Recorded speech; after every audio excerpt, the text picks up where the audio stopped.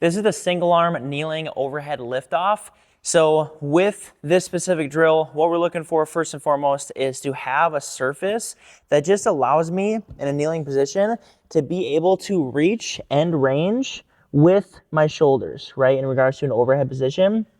And then from here, what I'm making sure I'm doing is I'm trying to basically hollow out my back. In other words, I'm not here. I'm just trying to reach a relatively hollow position because we're trying to emphasize upper back mobility and thoracic mobility as we do this exercise.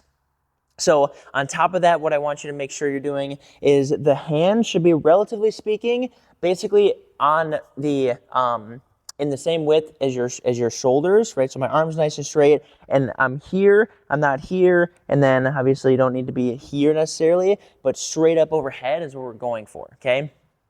And then what we're gonna do from there is once I'm set in a position, what the liftoff looks like is I'm going to, again, reach that end range. So right to the point where you feel like, okay, I don't have any more range up overhead, you're going to go above that a little bit, right? So notice I'll slow it down here.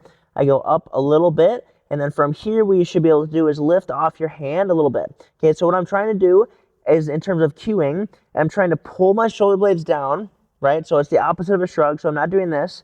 Pull my shoulder blades down just a little bit, right, just to activate them, and that lower trap specifically. And then what I'm going to do from here is I'm going to, with my thumbs pointed up, I'm going to squeeze my upper back to try to think about relaxing my arm and using my upper back to lift the hand off of the box, okay? And everything should be nice and rigid.